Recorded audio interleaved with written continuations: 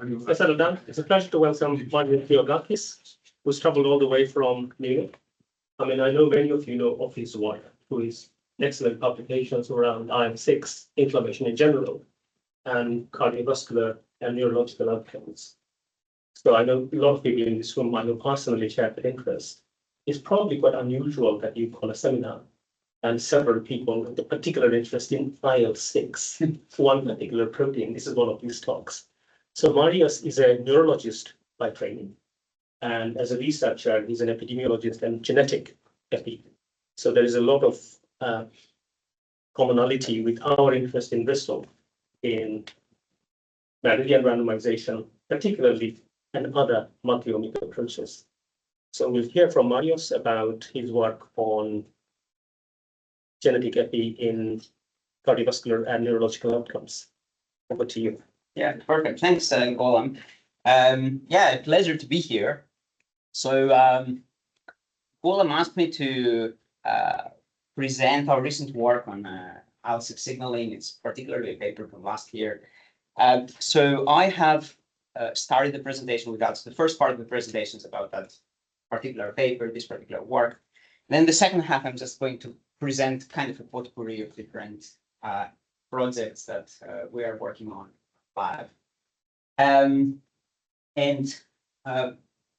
Starting with IL-6, so the whole concept is trying to explore whether targeting IL-6, there are trials underway at the moment, whether we can expect that this is going to lead to any benefit in patients with cardiovascular disease. And this whole discussion started, probably I don't need to show this data to you here, as several of those papers were led actually by investigators from Bristol. So this whole idea started by papers from late 90s, and then a lot of papers in the zeros showing that inflammatory biomarkers, particularly C-reactive protein levels, are associated with cardiovascular disease among patients, either asymptomatic patients or patients with a history of myocardial infarction or stroke. Of course, there was a lot of discussion about those data. There was a lot of interest about targeting inflammation, but in as we know, it's very, very difficult to make any causal inferences out of this data. Should we target CRP? What exactly is the molecule we should target?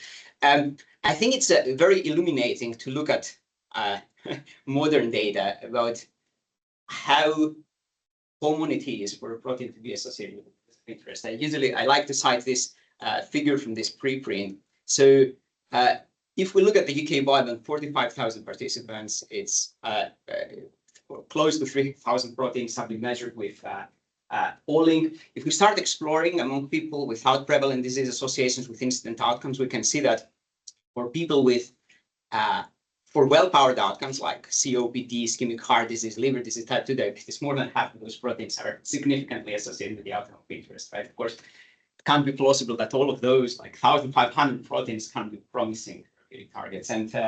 And it's that's the whole idea of using human genetics to prioritize promising targets. And so this is exactly what also has happened here in the space of cardiovascular disease. So although observational studies were suggesting different biomarkers to be associated with cardiovascular disease events, only in principle there was some evidence.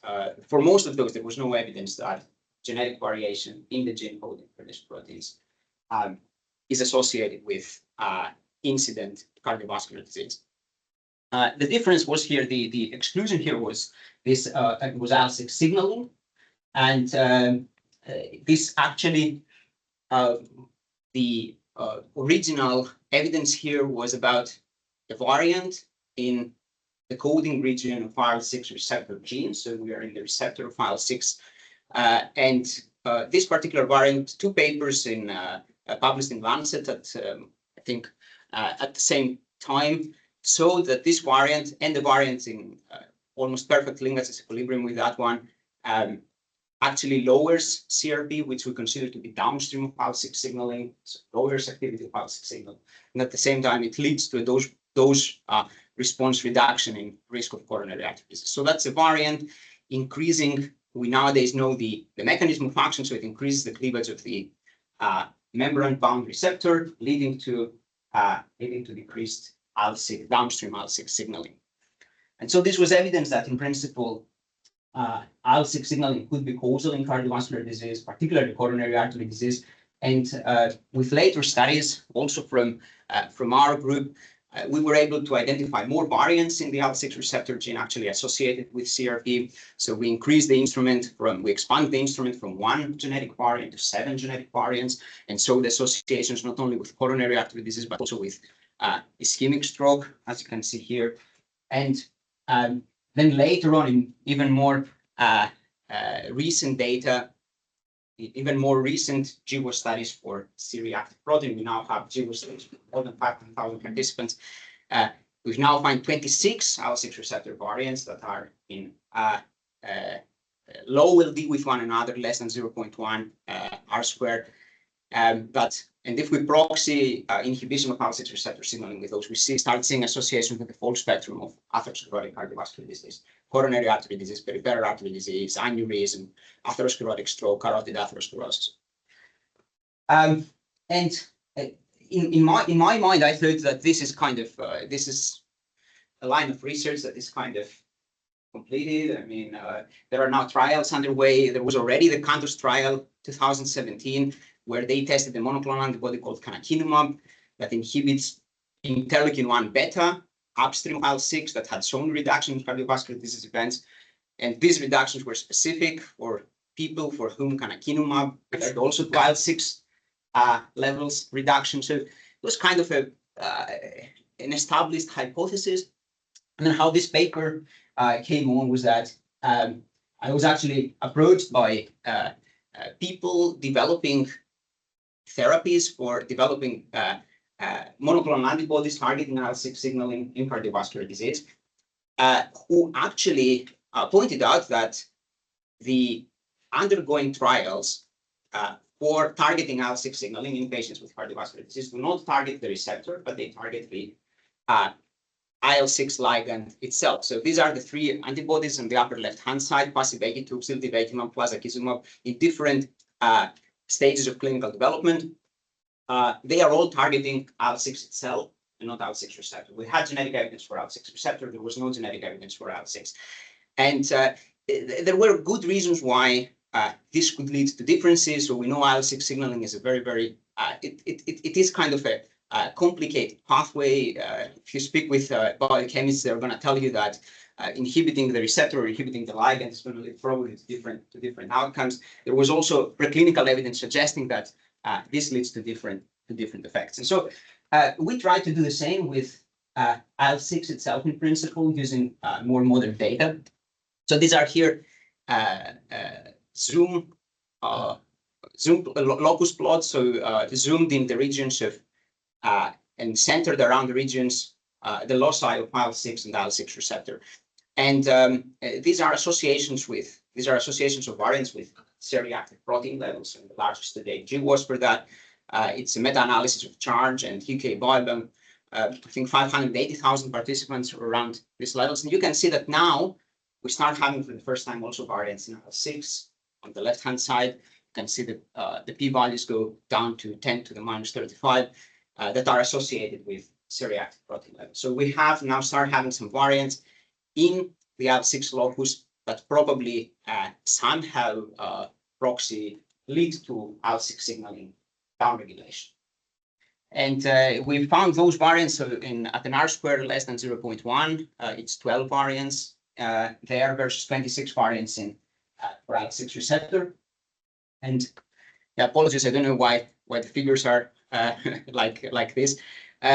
So if we put all these variants together and we create a genetic score in the UK Biobank and we test this against CRP, we can see that putting all these variants together can actually get some meaningful reductions in CRP, right? So it's not like a very minor reduction in CRP. So the IL-6 receptor variants in the bottom versus top 1% in the population of the UK Biobank have a difference in CRP of 30%, whereas with the IL-6 genetic score, not the IL-6 receptor, we have an almost 24% decrease in CRP. And in principle, we can now take this gradient, take this instrument, and start exploring downstream outcomes.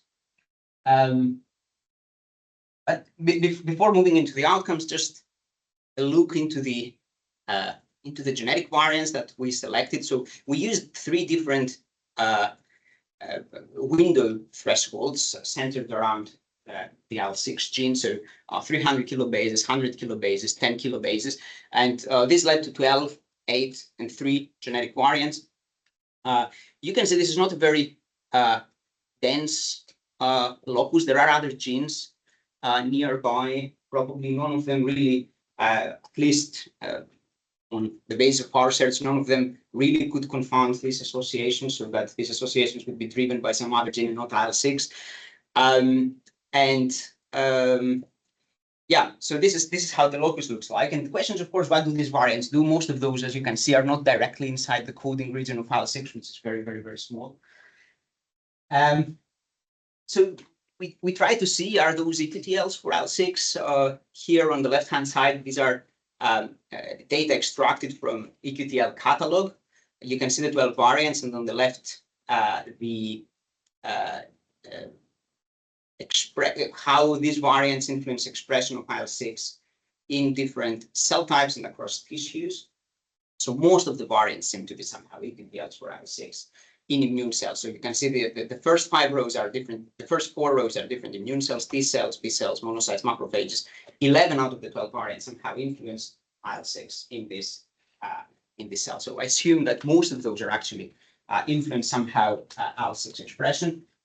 And if we plot that against IL-6 levels in the circulation, of course, there the GWAS are much smaller. The effects on, but we see those response relationship also with IL-6 levels similar to what. So the more the variant influences CRP, the more it looks like it influences IL-6 levels, although there are very high margins of uncertainty, and it looks like some variants do not influence IL-6 levels at all. So those might be coding variants that somehow influence activity, but not direct expression. Okay. Again, I don't know why the resolution is so low, but so the interesting thing I believe is about this particular work is that clinical development is already more advanced. This means that we have already pharmacological data of IL-6 inhibition with a drug. And here what we did with this instrument is we tested effects of our genetic instrument. So proxied IL-6 signaling downregulation, proxied IL-6 inhibition on 8 biomarkers that were also tested in the rescue trial. That's a phase 2 trial of ziltivekimab, an IL-6 monoclonal antibody. On the low graph shows the effects on the trial, ziltivekimab on the trial, on the 8 biomarkers in the trial. The upper plot shows the effects of our genetic instrument. So across all 8 biomarkers, there was kind of a consistent effect. So somehow we got confidence that the instrument mimics the effect of the drug. And this we can also see if we plot those in a correlation, it becomes very obvious across the 8 biomarkers, but also we saw the same effect on, we also saw an effect as we would expect on clinical endpoints. So IL-6 signaling is already an approved approach in autoimmune diseases, particularly polymyalgia, rheumatica, rheumatoid arthritis, are indications for IL-6 receptor inhibitors. For those, we also saw effects of our genetic instrument, these outcomes, as we would expect from clinical trials. Another interesting observation before moving into the clinical endpoints is that we knew that there is some effect of IL-6 signaling inhibition on metabolomic data. So we know also from trials that they see how influence lipid profile. So we took in the UK biobank the entire metabolomics data set, and we explored it's like 200 something metabolites, 150, and we explored the effects of our instrument on all those metabolites. And then we explored the effects of an IL-6 receptor instrument that is more validated, the very same metabolites. And in principle, you can see here a very, very, very nice correlation between the two, meaning that with the 2 instruments, we are proxying more or less the same effect. So here is IL-6 on the left, and because you can't see the name of the x-axis, it's IL-6 on the x-axis, IL-6 receptor on the y-axis. So then associations with clinical outcomes. So these are here the results that we were most interested in. Can we see the same effects that we see for IL-6 receptor inhibition with a genetic instrument for IL-6 inhibition? So very nicely here as well. The same, at least in terms of directionality, at least in terms of significance, similar effects on all atherosclerotic cardiovascular endpoints: coronary artery disease, peripheral artery disease, ischemic stroke, particularly of the atherosclerotic subtype of ischemic strokes, and also carotid atherosclerosis.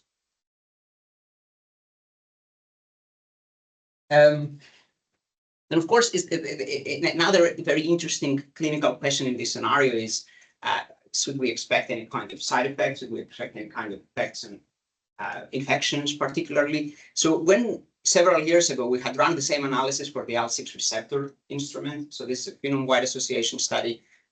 This particular one in the UK biobank, using instruments that were derived at the time from the Charles meta-analysis. So this is IL-6 receptor instrument.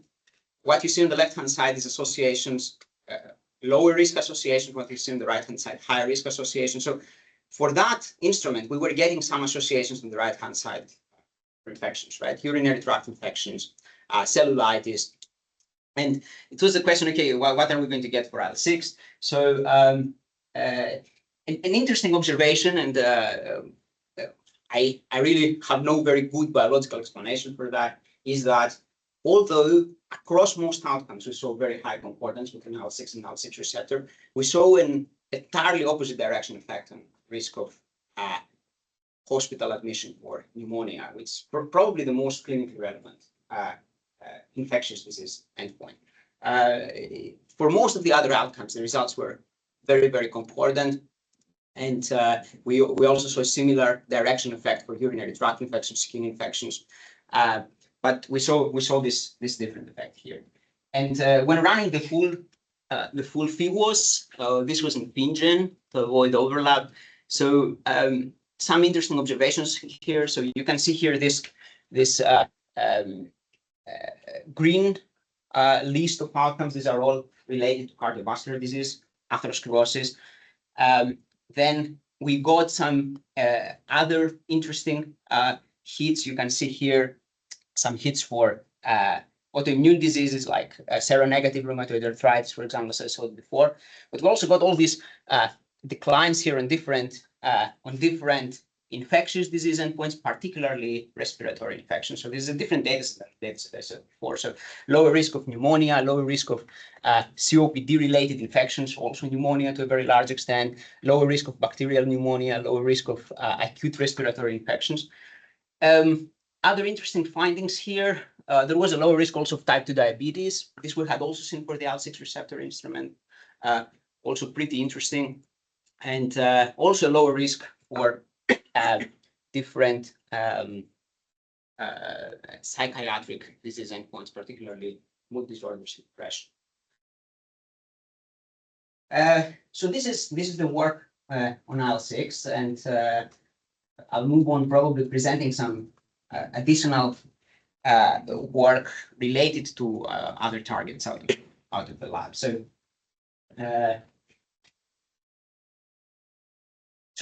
of course, IL-6 is a very interesting target, but as I mentioned, this is already like very advanced in clinical development. So we expect the results of the ZEUS trial phase 3 testing is evaluating cardiovascular disease probably at some point this year. So very soon we'll know whether all this promise is actually going to prove true. Several years ago, we had tried to answer the question whether we can find any other inflammatory biomarkers that are actually associated with stroke. This was our focus as a vascular neurologist. We were more interested in stroke. And so we had taken at the time what was the largest PQTL study for cytokines. So these are, and we ran a Mendelian randomization study on stroke and different stroke subtypes. So this is a small study by in a Finnish population by Ahola Oli, where we select the instruments, and we ran a cis-PQTL Mendelian randomization of all those of the cytokines you can see here. The study was 41 cytokines, but we could find cis-pQTLs only for like 21 of those. And we found this signal for large artery stroke on CCL2, which we had at the time found very interesting. So for which there is quite strong preclinical evidence that it might be atherosclerosis, but pretty little, very little from epidemiological work. And there is also some biological relevance here. So CCL2 in principle, what it's doing is being produced by macrophages, and it attracts more monocytes, the sites of inflammation. You can see here, particularly in the space of atherosclerosis. So it attracts more monocytes. We know monocytes turn into macrophages in atherosclerosis. They promote local inflammation, leads to more plaque stabilization. So this is the theory. And we,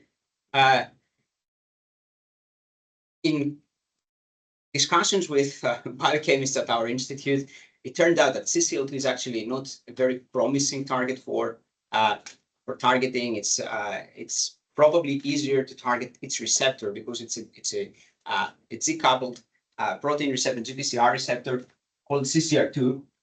And so we went into the UK biobank and tried to see whether we can somehow find any variants in CCR2 that are that lead to downregulation pathway, so that are loss of function, for example. Here you can see predicted loss of function or damaging variants based on a Rebel score of 0.5 in the UK biobank. So we found very interestingly this one variant here that had a level of frequency that we could work with. So this is around 1 in 1,000 heterozygotes, no homozygote in the UK biobank. We took this variant, so this was a predicted damaging variant. We validated that pharmacologically. You can see here, these are not so complicated graphs. So this is here in principle an experimental assay showing the activity of CCL2, CCR2 chemotaxis that actually shows that cells infected with this variant show a loss of function profile. So this is a loss of function variant experimentally. And the problem in the UK biobank had relatively small number of carriers, so it's 1 in 1,000. So there were around 500 carriers in the UK biobank. Not a lot to explore associations with outcomes. So we got out to different cohorts, trying to create a larger data set to explore whether we can find some associations. So you can see here we leveraged almost 1.5 million people to find there around 1,000 carriers. And with that, we could show that there is indeed a decreased risk in coronary artery disease and myocardial infarction. So also another promising alternative therapeutic target in the same space for atherosclerotic cardiovascular disease. Also, at the same time, we tried to triangulate, if you wish, this with different levels of evidence. So we also showed in different observational prospective cohort studies that baseline CCL2 levels are associated with high risk of cardiovascular disease, stroke, coronary artery disease, vascular death, but also that CCL2 levels in plaque tissue are correlated with histological markers of vulnerability. So that's another target. We even tried to bring this forward to a trial. That's what I was discussing with Golan before. Found a compound by AbbVie, a pharma company. We wanted to test that, so we want to bring this forward into an investigator-initiated trial. 3 years of administrative burden. It didn't lead somewhere. We didn't manage to run the trial. Happy to discuss about the reasons for that, but I respected much more trialists after that. So we're also doing some other work. So we're trying to explore repurposing opportunities in different outcomes that we consider like unmet needs in vascular neurology. One of those is cerebral small vessel disease. That's an age-related pathology of the brain associated very strongly with vascular dementia. So we have done different studies trying to explore if therapies that are already in the market or in advanced development could be repurposed for this direction. So here is just a collage of different findings. So we saw, for example, calcium channel blockade among antihypertensive agents, or GLP-1 receptor agonists could be potential options for repurposing them towards this outcome. AGT synthesis inhibitors, they are like now in advanced phase 3 development, also another potential opportunity. So what else are we doing at the lab? So I'm very interested in trying to see how we can, in principle, move this concept of using human genetics for drug target prioritization from validating drug targets towards potentially discovering promising hypotheses. So not only validating what we kind of already know, we are not sure about, we are thinking whether to move forward to trials, but to use it to scale this as a concept towards discovery. So if we consider this kind of well-known graphic of how genetics somehow exerts its effects on molecular layers at endophenotypes, and then at the end of in clinical disease. So we're trying to approach this through two different ways. So one way is, of course, to try to link human genetics to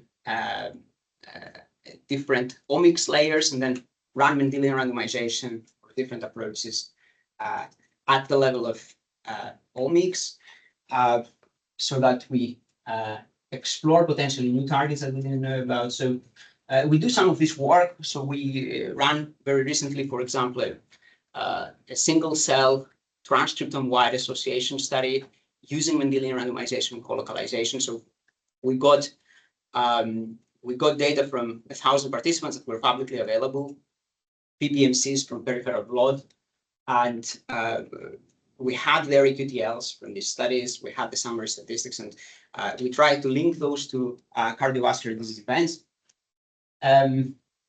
Some interesting findings here. So it's a very small data set, so it's very difficult to do this at scale. So after multiple comparisons, very small number of associations actually remain. But an interesting observation here was that with such a data set, so this is a data set of 1,000 participants, the respective data set, bulk data set from EQTL Gen has 30,000 participants. So it's like massive difference in scale, so 3% scale. So we could detect here most of the we could detect here actually for coronary artery disease and stroke using these data sets. The majority of the signals we got using Mendelian randomization and colocalization could actually not be detected with bulk using bulk approach, even though it was in such a much larger population. So more than 50% could not be detected here. For large artery stroke, almost none could be detected. So there is probably some value in increasing resolution by going towards single cell, of course, however, we're losing sample size. And among interesting associations, interesting signals that we are now following more in the lab. So we found this signal here in LIPA. So that's a very well-known locus for coronary artery disease, has been discovered already since more than 10 years in two studies already. But what we were able to show here was that the effect seems to be driven by higher expression of LIPA, specifically within monocytes. And we were able to show that both for coronary artery disease and atherosclerotic stroke, so probably some effect there in monocytes, or when monocytes turn into local macrophages, probably something like that. So we plan to follow up on this. Another way we are trying to, another approach we have applied, trying to identify more targets. So we discussed already about IL-6 signaling. So we try to play a little bit with the data. Again, this is already a smaller data set than the interval study. So we took this IL-6 receptor instrument I saw before. So we know that the IL-6 receptor instrument is associated with cardiovascular disease. We know that most likely that's causal. It's the question, of course, is there any downstream biomarker, that any downstream effect that we could also potentially target? If somebody thinks about pharmacological interventions, most of the times we detect a pathway and then we try to target every possible component of that pathway, right? And so we try to run this kind of mediation analysis at scale across the entire proteome. So we got the interval study, and we ran two-step Mendelian randomization. So first we took the IL-6 receptor instrument, we tested it against all proteins. Then we took these proteins and we found cis PQTL instruments, and then we ran out of those analyses on coronary artery disease and different atherosclerotic disease endpoints. We found different, like all those were significant from IL-6 receptor to protein. And then these are the associations of all those with cardiovascular disease. So probably the strong signal here was this CXCL10. That's another it's another chemokine. That's a chemokine attracting T cells, not monocytes this time. And it was significant for all three cardiovascular disease endpoints. And if somebody runs the formal mediation analysis, so this gives this kind of estimates relatively wide confidence intervals of from 25% for coronary artery disease to up to 60-something% for large artery stroke. These changes in CXCL10 probably explain some effect of IL-6 signaling of coronary artery disease. And this would also be triangulated in some observational data. So we saw that IL-6 and CXCL10 correlate significantly. CXCL10 levels also predict incident myocardial infarction and ischemic stroke. And again, here, there was also some correlation in expression levels of CXCL10 in the plaque with plaque vulnerability.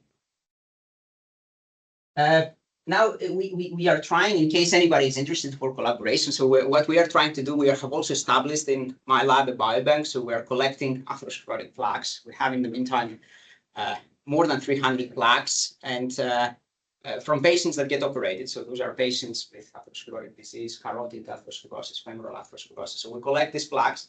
The idea is to create EQTL, PQTL resources from the disease tissue so that we can then run some of those analyses in relevant tissues, not on blood anymore, but in the tissue probably where this is, that is probably more relevant.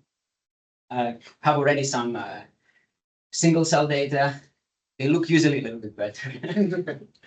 Some proteomic data as well. And the idea is, as I said, to so we ran now the first, so we collaborate with another biobank in Munich.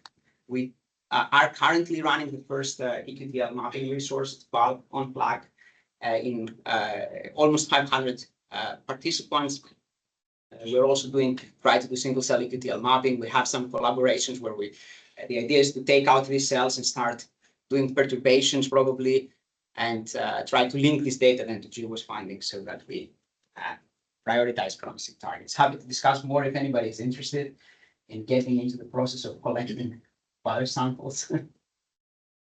The other thing we do, so we also try to somehow approach this problem from right to left. So we are trying to move closer to endophenotypes that capture probably pathology a little bit better, and then run GWASs on this pathology outcomes. Some of those are continuous. They offer better statistical power for discovery, for example, and then run GWASs and then run this pipeline of Mendelian randomization, colocalization, EQTL analysis on these endpoints. Of course, using here UK Biobank is a massive resource. In the meantime, we have also a biobank in Germany. We call it NACO. I can give a whole lecture about how difficult it is to access this German biobank data. So present here some UK Biobank results. So one thing we did, and that's work by Murad Omarov. He's a very talented PhD student who developed a model. So we have all these images, ultrasound images from the UK Biobank. And what they did in the UK Biobank, they measured CIMT, but they didn't give a value of plaque presence. So you can see in the carotids whether there is plaque, for example. That's a very nice metric of subclinical atherosclerosis. Years usually before people develop myocardial infarction, strokes, and so on. Nobody had labeled that, is there a plaque or not? So Murad developed a deep learning model that actually detects the plaque. So it's actually within the capabilities of what a deep learning model can do. And we did that. It seems to be working pretty well in terms of it captures the expected number of plaques for the age and the comorbidities of the participants. We see increased prevalence among males versus females, increased prevalence with age. We see that people who have plaques have a higher risk of future cardiovascular events. So it looks like it works pretty well. Now Murad is expanding that to 85,000 participants since we have more data. That's the first GWAS in 36,000 participants plus charts. We get some new signals, but that's of course still relatively underpowered. In the newer GWAS, we get even more data. Murad's also trying to create new metrics of atherosclerosis, like combining CIMT, for example, with plaque height to improve power. Interesting work. If somebody is interested in using this data, we're not happy to collaborate. Yeah, and that's also, before closing, another example where we tried to use this pulse waveforms that's from photoplethysmography of participants, so that gives a waveform of the arterial pulse, and we analyze this data with in a supervised way. We extracted features out of those, and then we took these features and trained the model to predict age, in this idea of developing an aging clock.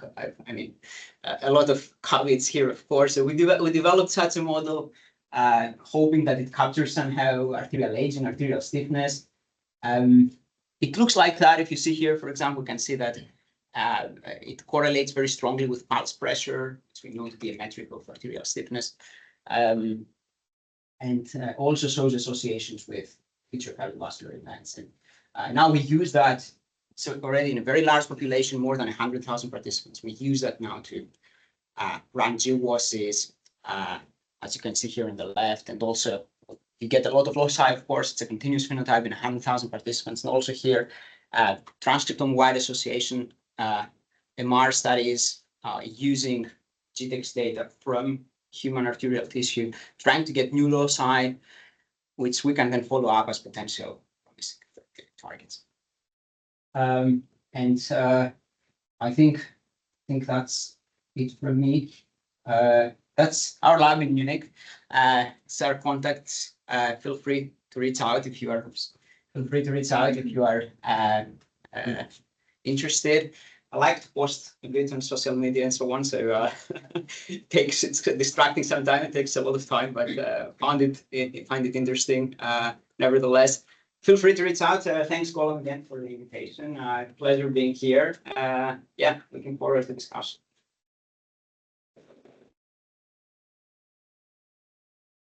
Thank you, Marius, for this fantastic presentation. Any questions? I'm Marius, really grateful. I'm Gus Hamilton, Chapter Labour Infectious. The pneumonia story is obviously interesting to me. If I just get it right in my head, IL-6R inhibition, as we know, clinically increases your risk of respiratory infection. IL-6 receptor inhibition. Yeah, as does it does genetically and clinically. When we give people tocilizumab, we get increased risk of respiratory infection. But you're finding the opposite effect completely, which I had seen in your paper and then just obviously completely forgot about. Yeah. Right. And do you have any sort of, I mean, I think you said you had no. But no, I mean, for example, so what we find is an opposite signal on hospital admission due to pneumonia, right? So it's a relatively severe infectious disease endpoint. And for example, we know that there is a cytokine release syndrome in advanced disease. So it might be something related to that, hospital admission due to pneumonia might point to severe disease, approximating sepsis, for example, or something like that. We know COVID-19, for example, was also like also some effect, right? So it might be something related to that. The question is, why is there this opposing effect of IL-6 and IL-6 receptor? And I have to say that it's one of the, it might have been like, I don't know, out of 1,000 outcomes in the field was 2 or 3 outcomes where you would see this opposing effect. And really also don't have a very, very good answer about that. The other ones were very underpowered, and so you could argue that it's uncertainty or whatever, but this one was, well-powered outcome, right? And you haven't done any sort of like ratio comparison of the ones where it disappears, I sort of feel as plot of difference No, No. what do you mean? Like, I mean, like, The you dose know, response divide the factors. log odds ratio of 1 by the log odds. I'm not very good at math, but something you where mean between IL-6 and you IL-6 don't- receptor? So yeah, that's what I mean. Yeah. Right, yeah. So I mean, go back and sort of find the ones where because that's where the biology is really interesting, where you're seeing this differential effect on. I guess you do that with the proteins to some extent. It's kind of what you're doing. So you mean like those response effect I mean, between an the opposite. variants and I mean, like, or just compare do the a IL-6 and IL-6 just do a heterogeneity test across the two estimates. So IL-6 estimate, IL-6 estimate. This is heterogeneous. I mean, I can go back to the. I mean, you can see the two. Yeah, the but we did confidence that intervals across don't- every phenotype. So we did that across every Okay. phenotype. So for the majority of the phenotypes, as I said, It's just- there's zero heterogeneity, right? It's power. There is some, but there is for Yeah. outcomes that have like I don't know 80 events, Yeah, something like yeah, this, where you can't be sure what's happening. This one is probably the only one where you get this like level of different Yeah. of difference. I Yeah. also don't have a very good explanation for that. I assume that this is something related to sepsis or so, but Yeah. Could it be a survival effect? sorry. Could it be a survival effect? But then why would you see the opposite thing for IL-6 receptor? I mean, would be I would expect the same level of bias there, right? Any other questions?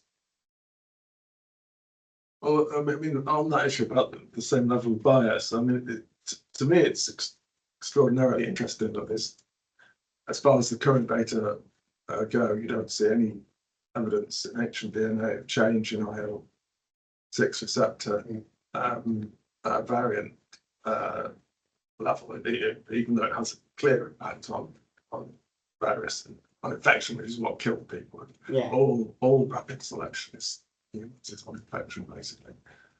And yet, but with the IL-6 gene itself, including, Amy's not on here sadly, but Amy Hansen we looked a lot at the UK biobank data and other sequencing data. Unlike virtually any gene you look at, there are no identified large variant effects, which suggests selection. It suggests that, you know, any large effects are selected against. I mean, Yeah. you know, say it's unusual, but I'd be interested. You mean that there is no There's no GWAS signal in IL-6 for no, it's not large effect, and you can there's not the GWAS signal, but there's no GWAS signal sure, but there's no large effect even large effect rare variants.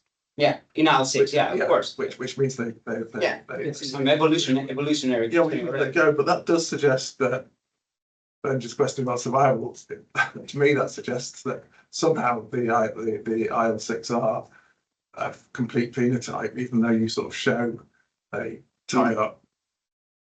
To me, it would seem. Okay. To me, it would seem there is some phenotypic effects of IL-6R variation, which are not mimicked by IL-6, and that they're important, or at least in historical times, that they've been important, at least in over time for selection.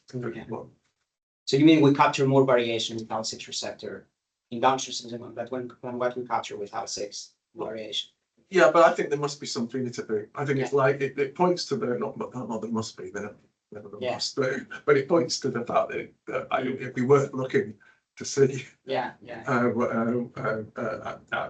phenotypes that if one appears to have had pure effect selection that you don't get large effect variants and the other hasn't, then it was But the point is that I would expect them to have many more differences across the genome, right? Yeah, And across molecular trait. I mean, you saw the metabolite analysis, right? I mean, perfectly aligned. So I don't. I also can't. maybe it'd be interesting. I mean the proteins and metabolites don't.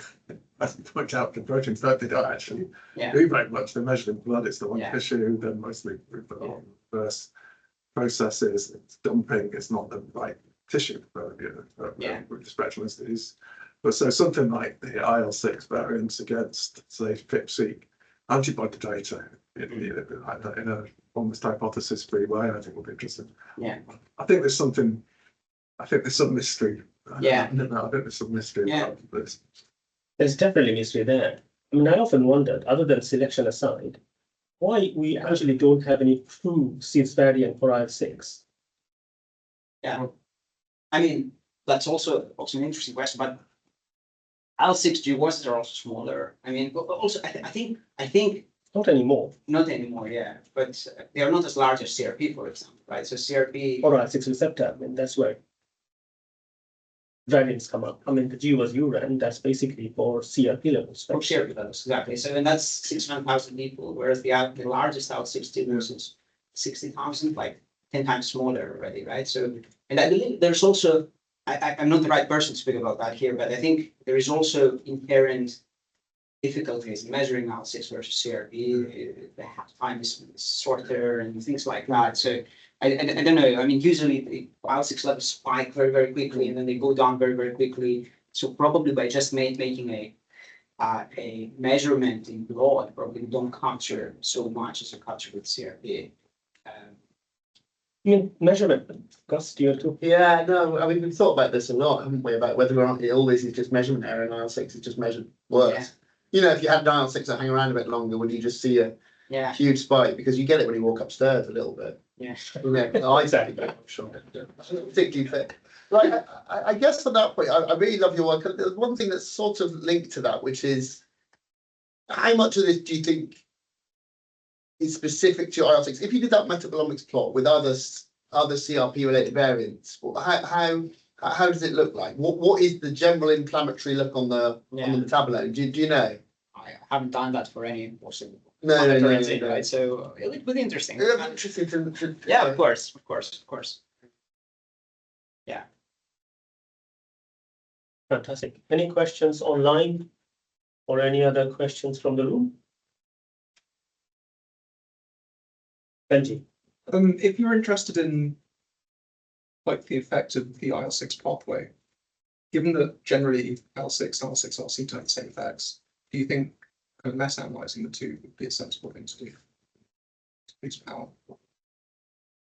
What would it offer more? Like more statistical power? Yeah. So if you're in like a low power setting, It looks like we already have the power for detecting effects of the two and even detecting them.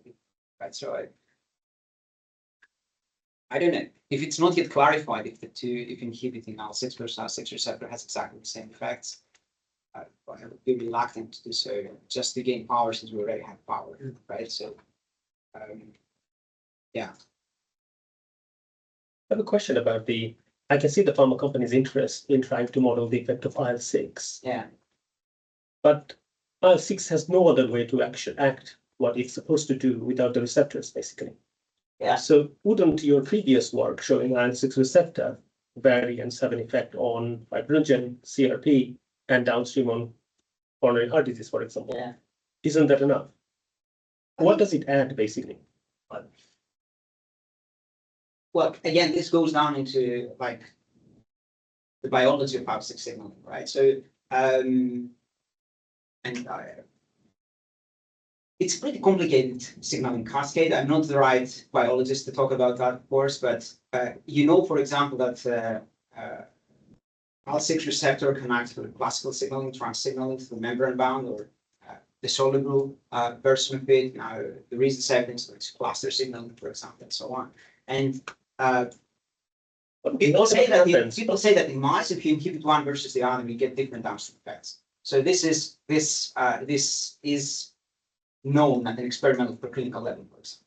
And of course, we can't argue that we know the signaling cascade perfectly, but there are for multiple cytokines, for example, there is also evidence that they act by there is promiscuity at the receptor level, that they act on binding to another receptor, or for example, IL-6 receptor inhibition, right? I mean, it's by giving tocilizumab, in principle, IL-6 levels skyrocket, right? Yeah. So they go really, really high.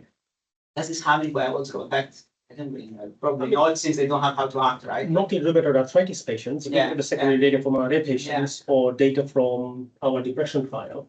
Yeah. I mean, yes, that But this is basically biologically pretty inactive because Yeah. this is just a clearance problem. I mean, the genetic data seem to support that more or less they do the same things, at least, except for this signal on hospitalization for pneumonia, which can't really get our head around, but on any other possible phenotype, they seem to have very important effects. Now, I assume once we have IL-6 inhibitors in the market, we'll be able to test that with clinical data, and then, of course, probably clarify that. No, I agree with you. I mean, this work is definitely important. Yeah, I think probably my questions come from the frustration of not having a cis variant for IL-6 basically. yeah, yeah. Because this is something just is hard to model. Yeah.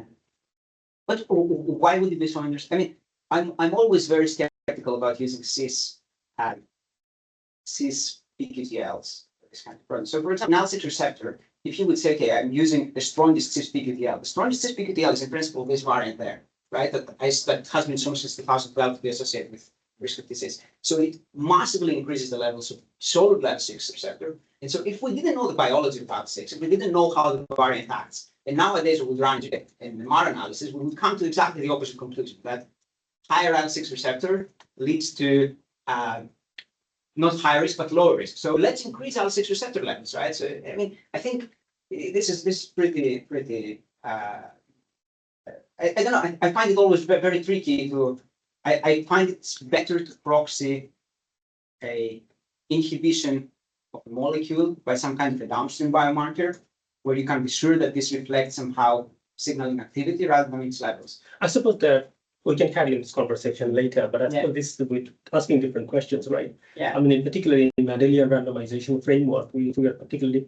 well, if we are interested in the effect of that variant on the protein, for example, there cis variants is your Protein balance or protein function. I think that's the big thing, because the drug you would probably use is against inhibiting function rather than the levels, right? So I mean, in most instances, yeah, you're right. I mean, in many cases they're the same, but in many times it might be. it could be different, but there, cis variants are probably a better bet. But if you're trying to model how the biological action downstream is, as you've been doing with looking Yeah. at the effect on CRP, Yeah.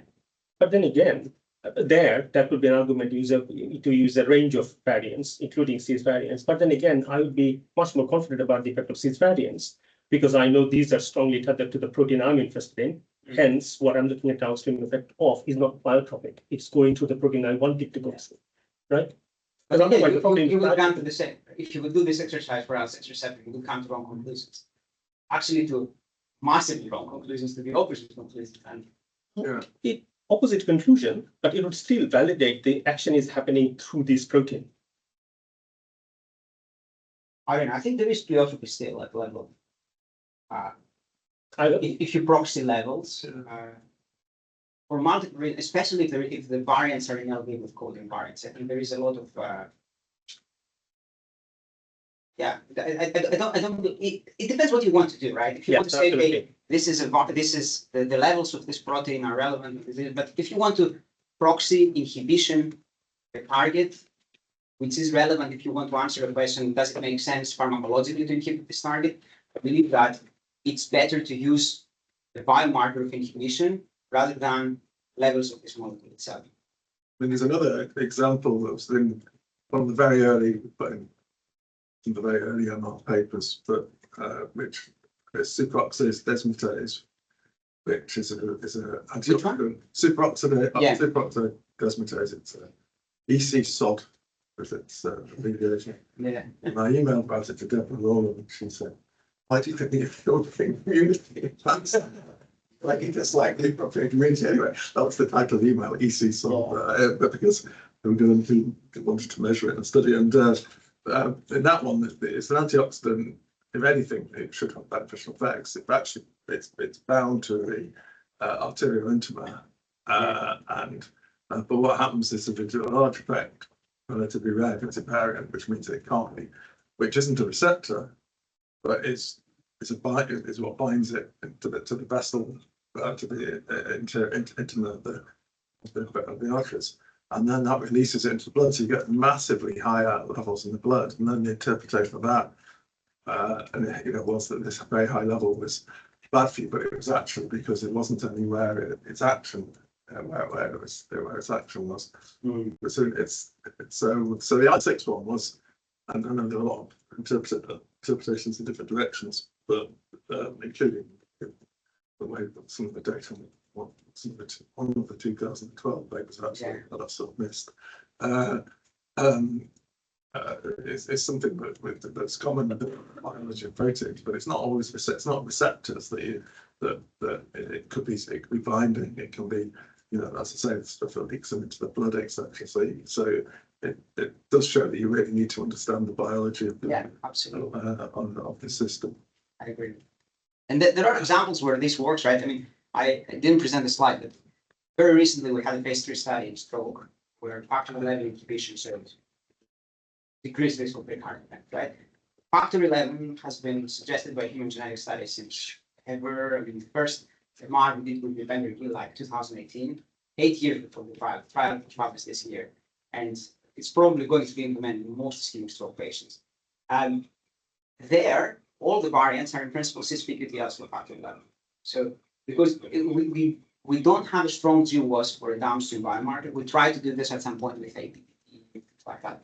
But there are no strong GWASs there. But there, for example, the cis-PQTL data captured very well also factor 11 activity, which is actually what the drug is.